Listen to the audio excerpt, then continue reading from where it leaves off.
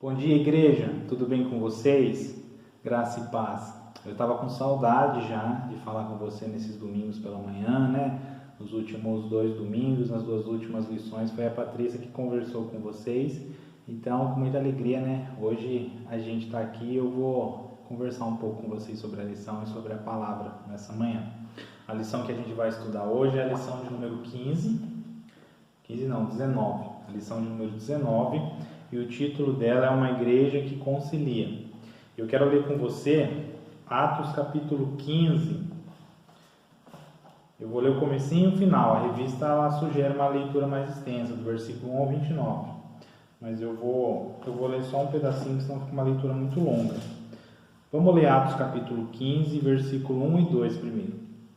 Alguns indivíduos que desceram da Judéia ensinavam aos irmãos: se não vos circuncidardes, segundo o costume de Moisés, não podeis ser salvos. Tendo havido da parte de Paulo e Barnabé contenda, e não pequena discussão com eles, resolveram que estes dois e alguns outros dentre eles subissem a Jerusalém aos apóstolos e presbíteros com respeito a esta questão. Agora, ainda no capítulo 15 de Atos, vamos ler o versículo 30 e 31. Os que foram enviados desceram logo para Antioquia, e tendo reunido a comunidade, entregaram a epístola. Quando a leram, sobremaneira se alegraram pelo conforto recebido. Eu quero orar com você antes da gente começar a ler a lição. Vamos ter uma palavra de oração? Deus, nós te agradecemos pela vida, por esta manhã, pela tua palavra que nos alimenta, que nos direciona. Que o Senhor fale mesmo conosco, com as pessoas que vão estar assistindo esse vídeo pela manhã, ou em outro horário, em outro dia, que da mesma maneira elas consigam aprender e sentir a tua presença. Usa a minha vida, fala através de mim, em nome de Jesus. Amém. Então hoje nós vamos falar sobre conciliar, né? A gente ter alguma coisa para conversar e conseguir conversar, conseguir resolver isso. A gente bem sabe que atualmente está difícil conversar, está difícil dialogar, está difícil conviver. E não pensando especificamente na igreja, mas em questões que estão aí na sociedade, algo relacionado à política, né? Daqui uma semana a gente vai ter as eleições, algumas cidades vão ter um turno só, outras vão ter 2 turnos.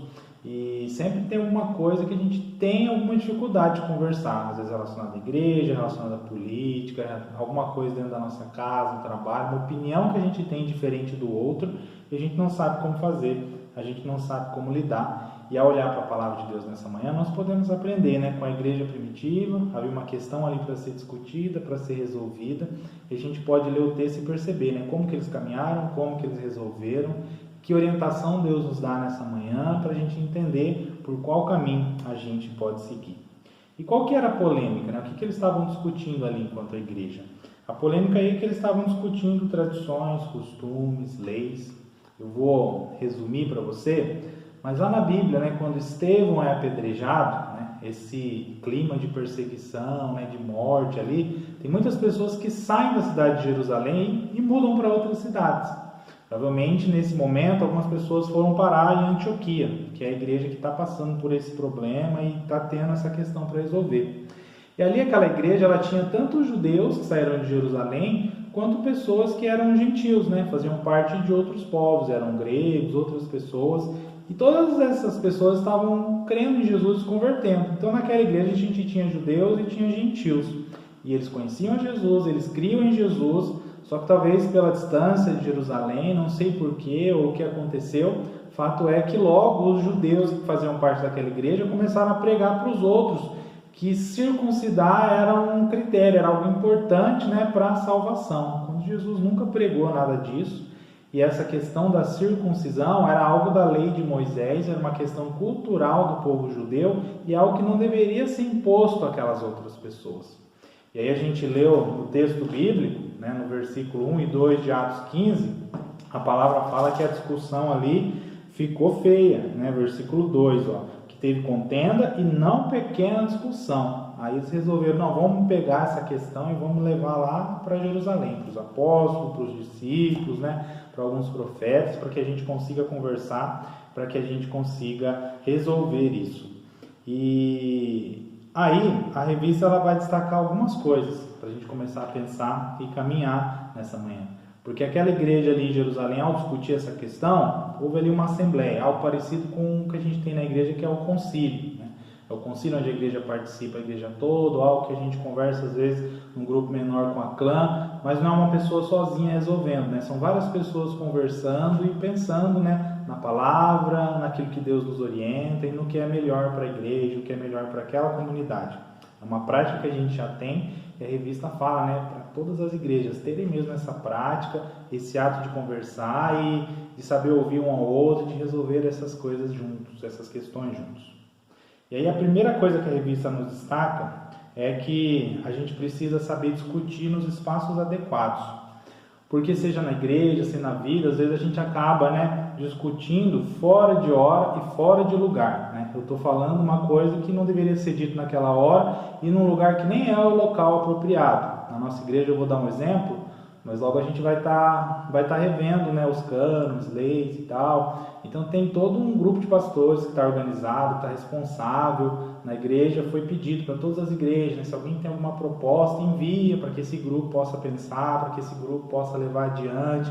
E quando a gente tiver um concílio, para que os pastores, delegados possam conversar sobre isso. E eu já conversei com pastores que têm mais experiência nesse momento, né? E tem muita gente que fala só nos bastidores, fala por fora, fala de canto, mas quando é hora de fazer uma proposta, quando é hora de chegar lá na frente, discutir, falar no momento que está sendo discutido, né, na hora certa, no lugar certo, muitas pessoas não fazem isso. Nós precisamos, né, ter a capacidade de discutir na hora certa, de discutir no lugar certo. E se a gente tem uma ideia, tem algo a contribuir, isso é bom, que a gente leve adiante, porque tem muitas pessoas, né, acredito vocês que estão assistindo, né, tem ideias, né, tem propostas, teriam aí algo que contribuiria mesmo com a igreja, só que muitas vezes a gente fala, não, né, não leva adiante, não faz a proposta, acaba não discutindo, não falando, naquele momento de concílio da igreja, uma reunião da clã, a gente guarda pra gente e deixa de contribuir. Eu digo que todos vocês, né, têm valor, vocês pensam, vocês têm ideias e vocês podem contribuir, então aprendam a fazer isso na hora certa e no lugar certo. Uma segunda coisa que a revista destaca é que a gente precisa ter disposição para o diálogo. E aí ela fala, o diálogo não existe se só uma pessoa falar. Se só uma pessoa falar, não existe diálogo. Então as duas pessoas têm que saber falar e as duas pessoas têm que saber ouvir e de forma organizada. Enquanto um fala, os outros ouvem e assim por diante nessa troca. Porque a grande questão é que muitas vezes a gente não está ouvindo o que a outra pessoa está falando, porque eu acho que eu tenho uma verdade, que eu tenho algo melhor a dizer, então eu fico esperando aquela pessoa terminar logo para mim poder dizer aquilo que é verdade, né, segundo o meu olhar, do meu ponto de vista, aquilo que eu acho melhor. Então a gente precisa saber ouvir uns aos outros. A revista fala assim que esse é o grande desafio do nosso tempo. Tem muita gente que acha que é um bom ouvinte, mas na verdade não sabe ouvir nada. Tem muita gente que gosta só de falar. Então nós precisamos saber ouvir, nós precisamos aprender a exercer mesmo esse diálogo. E por último, a revista vai falar que a gente precisa entender aquilo que é essencial e aquilo que não é essencial. No caso da igreja de Antioquia, a circuncisão não era algo essencial para a salvação. E tem outras coisas na nossa vida que fazem parte, às vezes, de um costume, ou é uma cultura que a gente tem. É algo que não está errado, mas que também não tem nada a ver com a palavra de Deus e não é algo assim essencial e necessário para Deus nos amar, para a gente ser salvo, enfim, né? Não tem nada a ver. Então a gente precisa conhecer a palavra de Deus, né? Saber, né, o que eu preciso, né, fazer para conhecer Jesus, para caminhar com Jesus. Quem conhece a Bíblia sabe que você não precisa fazer nada. A Bíblia fala assim, quem crê, né, quem crê em Jesus é salvo, quem crê em Jesus recebe o Espírito Santo e tem toda a oportunidade, né, de participar, de caminhar na igreja, né, de desfrutar do amor e de desfrutar do cuidado de Deus. Então a gente precisa mesmo saber separar o que é costume, o que é algo que é meu e que eu faço, mas é porque eu gosto de fazer, eu não precisava fazer aquilo. Tem um exemplo que eu gosto muito e que simplifica essa questão.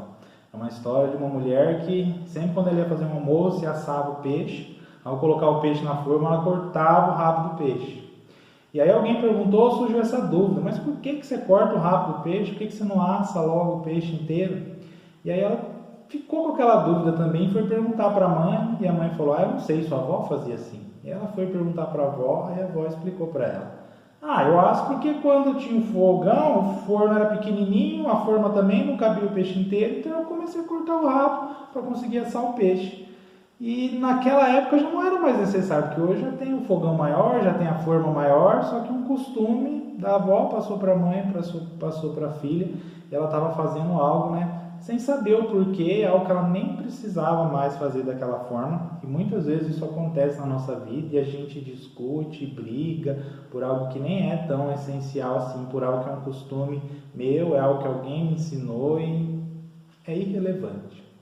A lição, a revista, ela vai terminar com uma frase, né, do movimento wesleyano, de John Wesley, que foi quem começou o movimento metodista, uma frase que está nos nossos cânones também, que diz assim: no essencial unidade, no não essencial liberdade, em tudo o amor. Então, naquilo que é essencial, naquilo que é o evangelho, naquilo que é a palavra de Deus, que todos nós a gente venha concordar e caminhar junto. Naquilo que não é essencial, que é um costume, uma cultura, algo que não é pecado, que haja liberdade para cada um, né, ser do jeito que é. E em tudo o amor, né, que a gente saiba olhar, né, para aquilo que é o evangelho, a palavra de Deus, a orientação, as coisas que a gente vive, entenda isso e busque, né, com amor, e saiba olhar as outras pessoas e ouvir elas, respeitar as diferenças, saber mesmo conversar com respeito, com amor. Essa é a palavra dessa manhã. E depois, se você tiver alguma dúvida, pode comentar aí, pode nos procurar, pode perguntar. E que Deus nos abençoe, que a gente seja mesmo uma igreja que sabe dialogar, que sabe conversar, né? Que sabe ouvir uns aos outros e resolver as suas questões. Glória a Deus, porque naquela igreja de Antioquia, né, eles houve ali uma assembleia, houve um concílio, e veio a orientação, eles receberam, como a gente leu ali no verso 30 e 31, receberam com alegria, porque era de acordo com Deus, com Jesus, com a sua palavra, e foi algo que foi leve, foi tranquilo para eles. E a palavra de Deus é sempre essa leveza e essa tranquilidade para as nossas vidas. Curva a sua cabeça, eu quero orar junto com você nessa manhã. Deus, eu quero te agradecer pela tua palavra, por nossas vidas, né, pela nossa igreja, e que o Senhor nos ensine mesmo a caminhar, Deus, conversando, dialogando, né, na hora certa, com as palavras certas, sabendo fazer tudo com amor, né, respeitando, ouvindo, Deus, uns aos outros e sabendo separar, Deus, aquilo que é um costume, que é algo meu, daquilo que realmente é a tua palavra e aquilo que o Senhor tem para cada um de nós. Nos abençoe, nos direcione como igreja, abençoe esse domingo, a semana que se inicia, Pai, em nome de Jesus, essa é a nossa oração. Amém. Que Deus abençoe o seu domingo, Deus abençoe a sua família, em nome de Jesus.